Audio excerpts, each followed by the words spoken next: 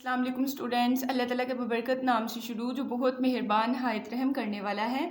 आज का हमारा टॉपिक है आर्चिमीडीज प्रिंसिपल एंड फ्लोटेशन। ठीक है, आर्चिमीडीज हमारे पास एक साइंटिस्ट था। ठीक है, ग्रीक जो है एक साइंटिस्ट था, उसने हमें एक प्रिंसिपल दिया था, तो उसी के बारे में हम लोग आज डिस्कस करेंगे। ठीक है बच्चों, आप अक्सर ये नोट करते हैं कि कुछ चीज़ें आप पानी के अंदर डालते हैं तो ऊपर तैरना शुरू हो जाती है, और कुछ जो है पानी की मतलब बेस में, जिस चीज़ में आपने पानी फिल किया तो उसकी बेस में बैठ जाते हैं। ठीक है, तो इसी तरह से स्टार्ट उसने ये हमें इस तरीके से हमें समझाने की कोशिश की है कि अगर आप देखें एक गुब्बारा लें आप, ठीक है, गुब्बारे में आपने हवा भरनी है और उसको ना पानी किसी टब में पानी भर लीजिएगा और उसको बिल्कुल गहराई तक लेके जाना है। ठीक है, हवा भरा गुब्बारा है, जो ही आप छोड़ोगे वो पानी की सतह के ऊपर जो है वो तैरना शुरू कर देता है। इसी तरह से कोई लकड़ी का आप टुकड़ा लें, उसको भी पानी के ऊपर रखें तो वो भी सेम वैसे हल्का सा पानी के उसका लकड़ी का टुकड़ा लें, उसको पानी के अंदर रखें तो वो ऊपर आ जाता है। ठीक है, तो ये हमने चीज़ें नोट की कि कुछ चीज़ें जो हैं लाइट जिनका वेट होता है वो क्या होता है पानी के ऊपर जो है पानी के ऊपर ऊपर तैरना शुरू कर देते हैं या पानी के ऊपर आ जाती हैं। ठीक है, इसी तरह से ना ये आर्चिमीडीज जो आपके पास साइंसदान है, इसने एक चीज़ नोट की कि अगर हम लोग एक चीज़ हमने लेट सपोज कि आप पानी का टब वही आपके पास, आप एक ईंट पकड़े हाथ में, ठीक है, उसको हाथ में पकड़ेंगे आपको वेट ज़्यादा फील होगा, लेकिन जो ही आप पानी में गहरा लेके जाओगे जाते जाओगे तो वो वेट उतना ही कम होता जाएगा। फिर उसने सोचा कि इस पानी जो है ना इस ईंट पे या जो भी चीज़ जिससे उसने मुशाहिदा किया, कहते हैं कि कोई ना कोई फोर्स है पानी जो ऑब्जेक्ट्स पे लगाता है। ठीक है, ऑब्जेक्ट आपके पास जो कोई भी रनी चीज़ होती है ना उसको जैसे लिक्विड है, ये गैस, इनको हम लोग फ्लूइड बोलते हैं। ठीक है, तो कहते हैं कि फ्लूइड को जब भी फ्लूइड के अंदर जब भी कोई ऑब्जेक्ट को हम लेके जाते हैं उसका वेट कम हो जाता है। वहाँ से उसने हमें कॉन्सेप्ट दिया था कि एक अपवर्ड फोर्स है जो ऑब्जेक्ट पे लगती है और वो ऑब्जेक्ट को ऊपर को उठाने की कोशिश करती है, लेकिन ये अपवर्ड फोर्स सिर्फ लिक्विड में आपके पास लगती है। ठीक है, तो स्टार्ट में आपको एयर बलून वाली एक एग्जाम्पल, एक लकड़ी के पीस वाली एग्जाम्पल आपको दे रहा है। ठीक है, और लास्ट में बता रहा है कि we might have noticed that a mug filled with water feels light.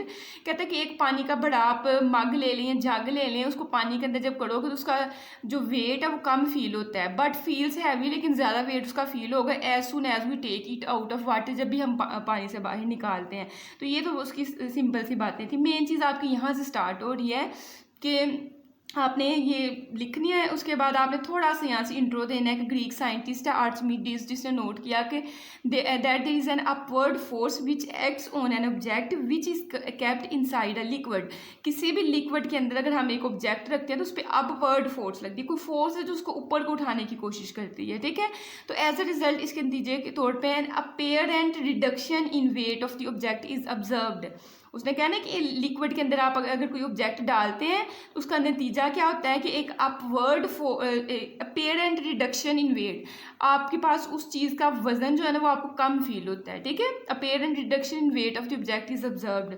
तो देखा गया है कि जो ही पानी के अंदर आप किसी ऑब्जेक्ट को डालते हो तो उसका वेट जो है उसमें रिडक्शन आ जाती है, उसका वेट पहले से कम हो जाता है। तो कहते हैं दिस अपवर्ड फोर्स, ये जो ऊपर को फोर्स लग रही होती है, अपथ्रस्ट फोर्स लग रही होती है, acting on the object is called the upthrust of the liquid.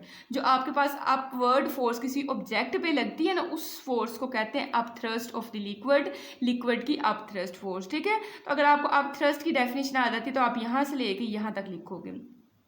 फिर आर्चिमीडीज प्रिंसिपल की स्टेटमेंट क्या थी, आपने स्टेटमेंट की हेडिंग देनी है। उसकी स्टेटमेंट थी कि किसी ऑब्जेक्ट को पूरे का पूरा या उसका कुछ हिस्सा जो है पानी के अंदर या लिक्विड के अंदर इमर्स किया जाता है, डाला जाता है, तो एक अप थ्रस्ट उस पर फोर्स लगती है। अब वो अप थ्रस्ट फोर्स कितनी लगती है बच्चों? वो अप थ्रस्ट फोर्स आपके पास देखें, आपने पानी के अंदर जो ऑब्जेक्ट डाला है ना, जो ही आप ऑब्जेक्ट डालोगे जिस जगह पे डाल रहे होगे पानी थोड़ा सा साइडों पे होता है। ठीक है, तो वो जो पानी साइडों पे, लिक्विड जो साइडों पे हुआ है ना, आपके पास अप थ्रस्ट फोर्स लगती है वेट के इक्वल। ठीक है, जितना पानी साइडों पे गया है ना, उस सारे पानी का जितना वेट होगा उतनी ही आपकी आप थ्रस्ट फोर्स लगती है। ठीक है, लिक्विड जितना डिस्प्लेस होता है साइडों से निकल जाए ना, उतने आपके पास आप थ्रस्ट फोर्स लगती है। ठीक है, when an object is totally और partially immersed in a liquid, जब एक जिस्म को पूरे का पूरा या कुछ उसका हिस्सा जो है लिक्विड में डाला जाता है, and up thrust act on it, एक अप थ्रस्ट फोर्स उस पर लगती है, लेकिन कितनी लगती है? इक्वल टू द वेट, उस वजन के बराबर ऑफ द फ्लूइड में लिक्विड या गैस आएगी। ठीक है, मतलब कहता है to the weight of the fluid के वेट के बराबर इट डिस्प्लेसेस, जितना वो फ्लूइड जो है साइडों पे धकेलता है। ठीक है, आप पानी के अंदर कोई चीज़ रखोगे, जितनी हिस्से में पानी वो चीज़ आएगी, वहाँ से पानी थोड़ा सा साइडों को निकल जाएगा, वो पानी का जितना वेट होगा उतनी ही पानी जो है अपवर्ड अप थ्रस्ट फोर्स लगाएगा। ठीक है, अभी एक हम एग्जाम्पल करते हैं, वहाँ से आपको समझ आ जानी है अगर मसला हुआ भी तो। बच्चों लेट्स सपोज आपके पास कोई भी चीज़ है जिसके अंदर पानी है। ठीक है, अब पानी है, ये समझे कि ये जो ब्लू ब्लू वाला आपको नजर आए, ये सारा आपके पास वाटर है, कोई टैंक है, कुछ भी है। आपने उसके अंदर एक छोटा सा सिलेंडर लेना है। ठीक है, ये हमने सिलेंडर ले लिया हुआ है। अब सिलेंडर की जाहिर है कोई ना कोई हाइट होगी, वो हाइट है आपके पास एज। ठीक है, अब आपके पास वाटर यहाँ से लेके यहाँ तक आपके पास कंप्लीट वाटर है। हमने तो देखना है कि इस सिलेंडर पे अब थ्रस्ट फोर्स कितनी लग रही है, मतलब यहाँ तक का हमने, ये इससे नीचे तो गया ही नहीं है, यहाँ से पानी स्टार्ट हो रहा है, यहाँ तक आपके पास जो है हमने देखना है कि नीचे से कितनी फोर्स लग रही है और ऊपर से कितनी फोर्स लग रही है। ठीक है, जाहिर है वेट की कोशिश होनी है नीचे को जाने की, ये अप थ्रस्ट फोर्स जो है ये ऊपर को लग रही है। तो ये सिलेंडर जो है ना, ये सिलेंडर जो आपने लिए, इसकी हाइट है एच, और जहाँ से आपने मतलब सिलेंडर को वाटर के अंदर डाला, वहां से लेके सिलेंडर तक की हाइट है H2। ठीक है, बात की समझ आई कि नहीं है? कंप्लीट यहाँ से लेके यहाँ तक हाइट हमारे पास है H2, और इस सिलेंडर की हाइट क्या है? H है। ठीक है, और ये तो मैंने सिलेंडर की हाइट बताया, तो ये ऊपर वाले हिस्से की हाइट हमने H1 रखनी है। ठीक है, बात की समझ आई कि नहीं? सिलेंडर की हाइट H, ऊपर वाली हाइट H1, तो दोनों को प्लस करोगे तो ये टोटल हाइट आपके पास H2 बन जाएगी। तो H2 आपके पास कैसे आना है? H में H1 ऐड करके। ठीक है, अब मैंने H का आंसर निकाला, तो H1 इस साइड पे प्लस का, दूसरी साइड पे ले जाओ तो माइनस का हो जाएगा। बात की समझ आई कि नहीं आई है?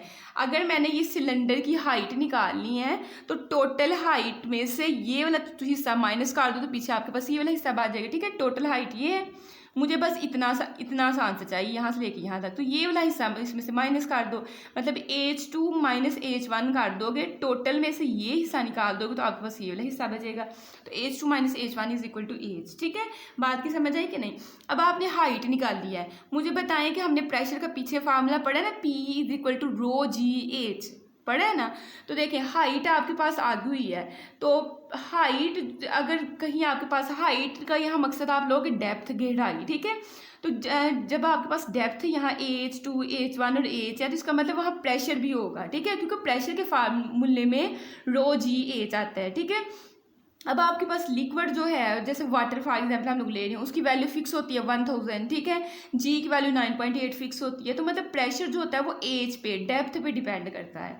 तो जब आपके पास डेप्थ है, एज भी है, H1 H2, तो मतलब कि प्रेशर भी प्रोड्यूस हो गया। ठीक है, अब देखें आपके पास यहाँ सिलेंडर पड़ा हुआ है, अब प्रेशर भी एक तरह से देखें ना, प्रेशर आपके पास होता है force per unit area, per unit area पे जो फोर्स लग रही है। अब सिलेंडर यहाँ दरमियान में पड़ा हुआ है, यहाँ से भी पानी फोर्स वो जो है प्रेशर लगा रहा है या फोर्स लग रही है, इस साइड से भी फोर्स लग रही है, ये साइडों से भी फोर्स लग रही है, इन साइडों से, मतलब चारों साइडों से इस पर फोर्स लग रही है, हर एक यूनिट एरिया पे फोर्स लग रही है। ठीक है, अब देखें अगर हम लोग, मैं साइडों की आपको बात बताऊं, ये और इस साइड की, ये देखें सारे पानी के मालिक्यूल्स इस साइड पे फोर्स लगा रहे हैं, ये मैंने तीर के साथ शो कर दिया। यहाँ भी तो देखें ना उतनी ही जगह है, स्पेस इनकी दरमियान में सेम है, यहाँ से भी आपके पास उतनी ही जो है लग रहा है, फोर्स लग रही है। ठीक है, इस साइड से भी, मतलब इनका प्रेशर इस साइड पे सेम है, फोर्स पर यूनिट एरिया। ये देखें पर यूनिट एरिया, ये भी इस साइड पे भी फोर्स लग रही है, इस साइड पे भी पर यूनिट एरिया, यहाँ भी फोर्स लग रही है, यहाँ भी, मतलब प्रेशर ये साइडों पे तो प्रेशर आपके पास सेम है, लेकिन ऊपर नीचे आपका प्रेशर सेम नहीं होगा।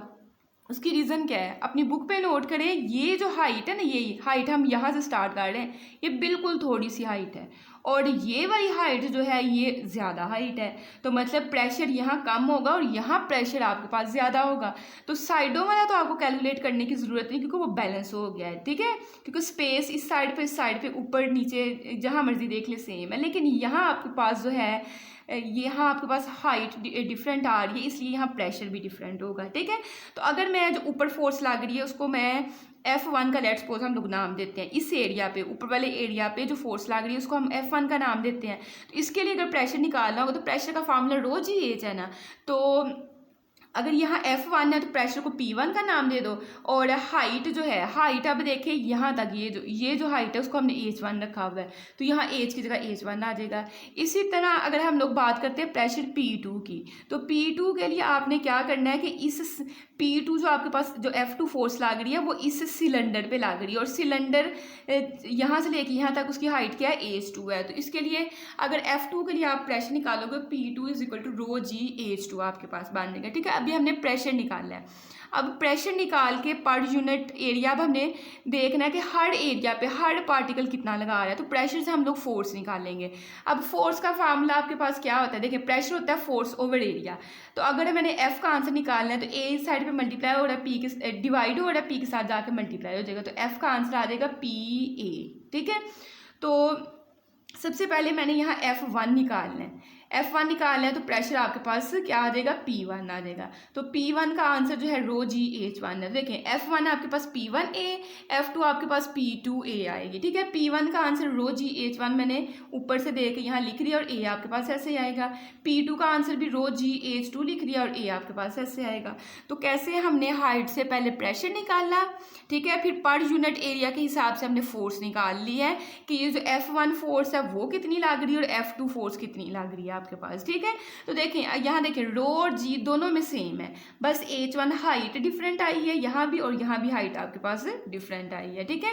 और ये ए क्यों सेम आया, क्योंकि सिलेंडर का जो है, सिलेंडर के ये गुलाई जो है, ये जो एरिया है सिलेंडर का वो तो आपके पास सेम है। तो बस H1 और H2 की वजह से हमें F1 और F2 हमने कैलकुलेट कर लिया। अब हमारा मकसद चल रहा है कि हमने अप थ्रस्ट फोर्स निकालनी है किसी तरह से, कि ये जो अप थ्रस्ट फोर्स जो है वो कितनी लग रही है।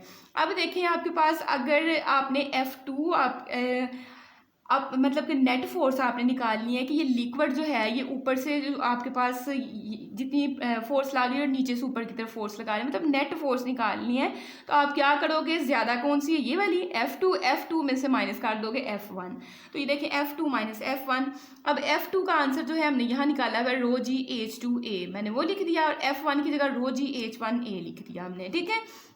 अब तीन चीज़ें हमारे पास कॉमन आ रही है, रो जी ए, तीनों हमने कॉमन ले ली, यहाँ H2 और यहाँ H1, H2 माइनस H1 आ गया आपके पास, ठीक है। अब H2 माइनस H1 स्टार्ट में हमने लिखा था H के बराबर है, तो इसकी जगह हमने जो है वो H पुट कर दिया।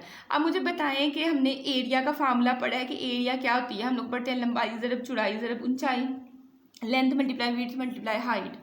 एरिया का होता है लेंथ मल्टीप्लाई विड्थ और वॉल्यूम का होता है length multiply width multiply height, ठीक है। एरिया होता है लंबाई ज़रब चौड़ाई और वॉल्यूम होता है लंबाई ज़रब चौड़ाई ज़रब ऊंचाई।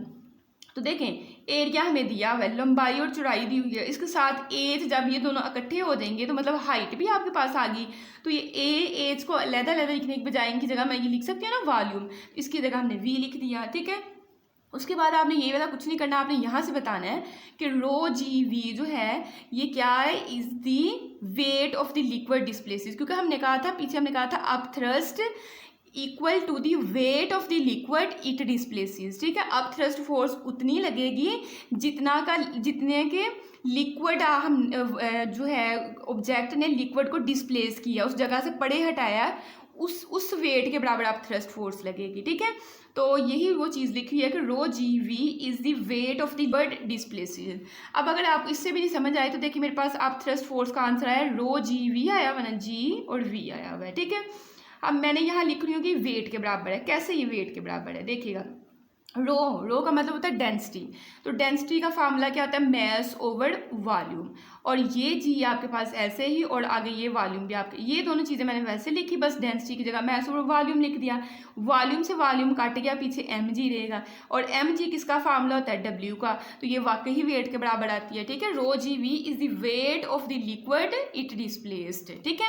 अब लास्ट पे आपने सम कर देना है। सम कर देना है, किसका मतलब क्या है, वही जो स्टेटमेंट है हमने पीछे पढ़ी है। दिस इक्वेशन, ये वाली equation shows that an upthrust act on a body, बता रही है कि एक अपथ्रस्ट फोर्स एक बॉडी पे लगती है, इमर्स्ड इन अ लिक्विड, जिसको लिक्विड में डाला जाए, पानी के अंदर डाला जाए, एंड इज इक्वल, और वो बराबर किसकी होती है, to the weight of the liquid. वाकई ही ये हमने यहाँ देखा कि वेट के बराबर होती है, डिस्प्लेस, ठीक है। लिक्विड, ये आपने अकेला ये लिखना, to the weight of the liquid, पानी के weight, no, weight of the liquid it displaced, ठीक है। उस वेट के जहाँ आपने ऑब्जेक्ट डाला है, देखिए मैंने पानी, यहाँ हमने सिलेंडर को डाला है, तो इसके नीचे जो पानी होगा, जो ही ज़ाहिर आएगा, ये सिलेंडर थोड़ा सा प्रेशर लगाएगा तो पानी साइडों को हो जाएगा। वो जो साइडों को पानी होगा, उसका जो वेट है, जितना पानी डिस्प्लेस हुआ है, उस वेट के बराबर आपके पास अपथ्रस्ट फोर्स लगेगी। तो कहता है विच इज़ आर्चिमीडीज प्रिंसिपल, और उसको ही हम लोग आर्चिमीडीज प्रिंसिपल कहते हैं, ठीक है।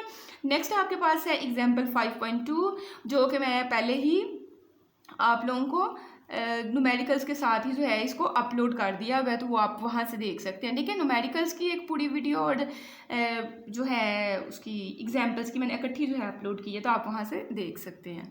नेक्स्ट हमारे पास है प्रिंसिपल ऑफ फ्लोटेशन, या फ्लोटेशन आपके पास सिंपल ही, ठीक है।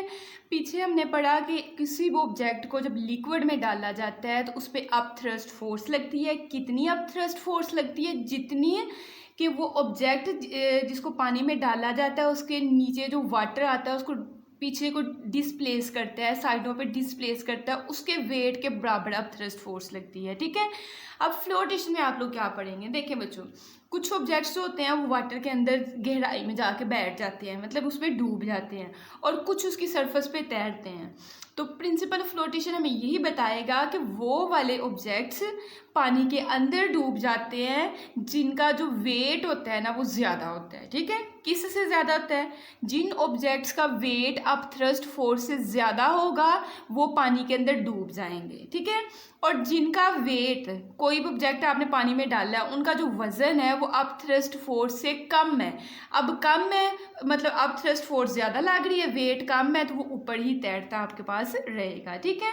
अब ज़रूरी नहीं कि वो हर दफ़ा वर्ड वेट ही यूज़ करेगा, वो हो सकता है डेंसिटी भी यूज़ कर ले। क्यों, क्योंकि डेंसिटी भी तो आपके पास मैस पर यूनिट वॉल्यूम होती है। तो पर यूनिट वॉल्यूम का मतलब वॉल्यूम आपने सेम रखना है। जाहिर है कोई भी ऑब्जेक्ट है, ये एक डिब्बा ही है, तो नीचे जो आपके पास वाटर इस हिस्से में आएगा वो उतने वॉल्यूम का ही, जितनी जगह ये उतनी जगह की वॉल्यूम हम देखेंगे ना, वॉल्यूम तो हम इसमें सेम रखेंगे। तो डेंसिटी डिपेंड कर रही है वेट पे या मैस पे, ठीक है। तो जितना किसी चीज़ का वजन ज़्यादा होगा, मैस ज़्यादा होगा, उतना ही वो डेंस होगा। तो जैसे मैंने अभी बोला ना कि जो ऑब्जेक्ट पानी के अंदर डूब जाते हैं, सिंक कर जाते हैं, वो सिंक करते हैं जिनका मैस ज़्यादा होता है अपथ्रस्ट फोर्स से। तो मैस ज़्यादा मतलब कि डेंसिटी ज़्यादा। तो मैं ये भी आपको फिर बोल सकती हूँ कि वो ऑब्जेक्ट पानी के अंदर सिंक करते हैं या डूब जाते हैं जिनकी डेंसिटी ज़्यादा होती है, किससे, अपथ्रस्ट फोर्स से। तो पहले जो है पैराग्राफ में यहाँ तक वही चीज़ लिख रहा है कि वो वाले ऑब्जेक्ट जो है सिंक करेंगे जिनका वेट ज़्यादा है अपथ्रस्ट फोर्स से, और वो वाले ऑब्जेक्ट जो है फ्लोट, फ्लोटेशन का मतलब ही फ्लोट से वर्ड निकला हुआ तैरना, ठीक है। वो ऑब्जेक्ट तैरेंगे या फ्लोट करेंगे जिनका वेट कम होगा अपथ्रस्ट फोर्स से। तो ये देखिए मैं रीडिंग भी कर देती हूँ। कहते हैं एन ऑब्जेक्ट सिंक्स, एक जो है ऑब्जेक्ट डूब जाता है इनटू अ फ्लूइड, फ्लूइड के अंदर, वो लिक्विड भी हो सकता है, वो गैस भी हो सकती है, ठीक है। गैस आपके पास क्या है, लेट्स सपोज नेक्स्ट हम लोग एप्लीकेशंस पढ़ेंगे। बिलोन आपने हवा में उड़ते हुए देखे है ना, तो हवा आपके पास एक गैस है, तो गैस किस तरह से आपके पास, गैस और लिक्विड और गैस को हम फ्लूइड बोलते हैं, ठीक है। तो फ्लूइड कुछ भी वैसे हो सकता है, फिलहाल हम पानी की बात कर रहे हैं, लिक्विड की बात कर रहे हैं। तो कहते हैं an object sinks into a fluid, एक जिस्म जो है फ्लूइड के अंदर डूब जाता है, इफ इट्स वेट, अगर उसका वजन इज ग्रेटर, ज़्यादा हो, किससे, than the upthrust acting on it, upthrust force से ज़्यादा अगर उसका वजन है तो वो क्या करेगा, वो अंदर डूब जाएगा, ठीक है। तो जाहिर है कि आप थ्रस्ट फोर्स, ऊपर को फोर्स लगनी तो वो ही कम है, तो उसको रोक ही नहीं सकेगी, वो आराम से पानी में डूब जाएगा। हाउएवर, तब हम कहते हैं एन ऑब्जेक्ट फ्लोट, कौन से ऑब्जेक्ट तैरते हैं कहते हैं एन ऑब्जेक्ट फ्लोट्स, एक जिस्म जो है वो तैरेगा इफ़ इट्स वेट, अगर उसका वजन इज़ इक्वल या तो बराबर हो और लेस देन या कम हो दी अप थ्रस्ट, ठीक है, वो वाला ऑब्जेक्ट पानी के ऊपर जो है फ्लोट करेगा जिसका वेट कम होगा अप थ्रस्ट फोर्स से। तो कहते हैं कि व्हेन एन ऑब्जेक्ट फ्लोट, अच्छा जो हम बात कर रहे हैं कि एक ऑब्जेक्ट फ्लोट करता है, तो कहते हैं व्हेन एन ऑब्जेक्ट फ्लोट, अगर एक जिसम फ्लोट कर रहा है in the fluid the up thrust, अगर तो वो तैर रहा है जिसका मतलब जो अप थ्रस्ट फोर्स लग रही है ना वो उतनी ही लग रही है जितना के वेट है, ठीक है। तो यही बात आगे करने लगा, the up thrust acting on it is equal to the weight of the object, जो अप थ्रस्ट ऊपर को जाहिर है ऊपर तैर रहा है तो उसका मतलब है कि उतनी जितनी अप थ्रस्ट फोर्स लग रही है उतना ही उसका वेट है, ठीक है।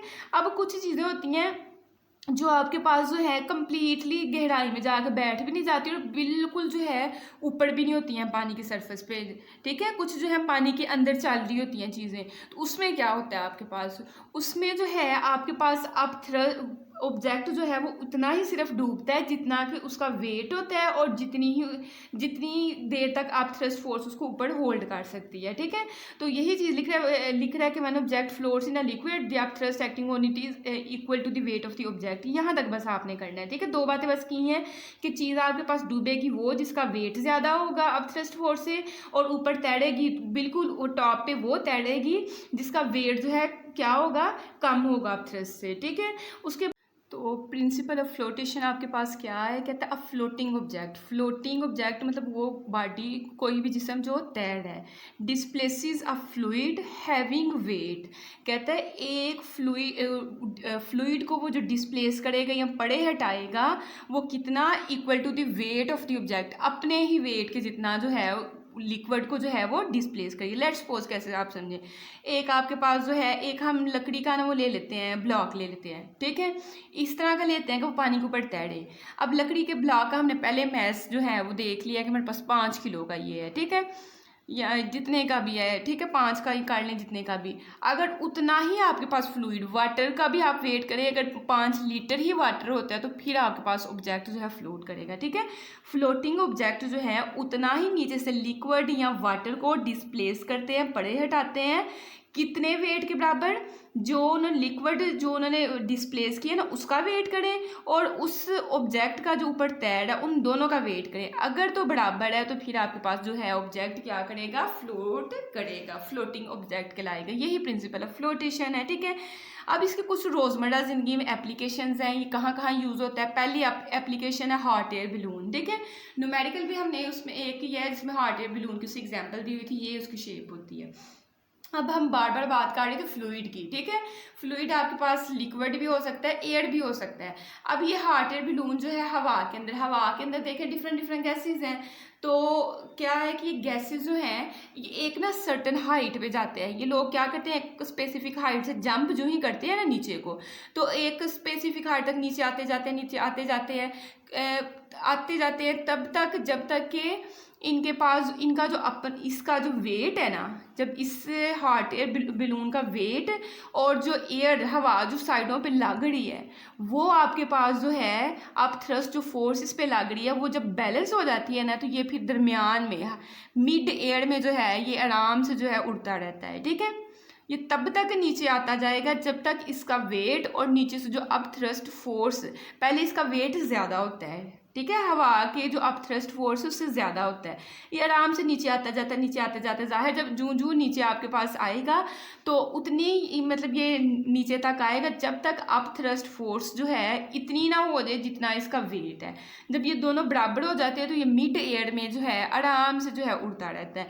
तो कहते हैं the reason why hot air balloons rise ऊपर को जाते हैं and float in mid air, और दरमियानी हवा मिड एयर में जो है फ्लोट करते रहते हैं because of the density of the hot air balloon.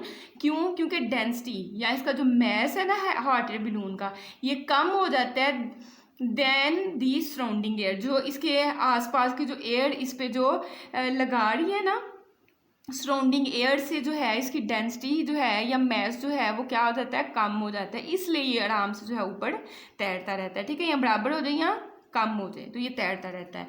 तो कहता है when the upthrust of the surrounding air is more, लेकिन जो ही आपके पास ये जो है ये अपथ्रस्ट फोर्स ज़्यादा होती है, तो अपथ्रस्ट अगर फोर्स ज़्यादा होगी तो इसका मतलब ये ऊपर को जाएगा। It starts to rise, this is done by varying, ये किस तरीके से होता है, बढ़ाने से the quantity of hot air, जो आपके पास एयर जो हॉट एयर है वो क्या करते हैं, इसके अंदर इन्होंने आग जलाने वाला एक सिस्टम रखा होता है, तो जो ही ये ज़्यादा आग जलाते हैं, हॉट एयर ये ज़्यादा प्रोड्यूस करते हैं, तो इसका मतलब है कि इसकी जो है डेंसिटी है, इसका मैस जो है वो आपके पास क्या हो जाता है, ज़्यादा हो जाता है, ये ऊपर को राइज हो जाता है। ठीक है, उसके बाद है wooden block floating on water, कोई लकड़ी का आपके पास एक डिब्बा सा है वो भी पानी की सतह पे तैरता है, तो कहता है wooden block floats on water, पानी के ऊपर तैरता है। It is because the weight of an equal volume of water, volume आपने वाटर का जितना भी आपने उसका जो वॉल्यूम है, ये जितनी जगह है जिस ज़ाहिर जितना आपने ब्लॉक रखा है उसके नीचे उतना ही वाटर का वॉल्यूम होगा,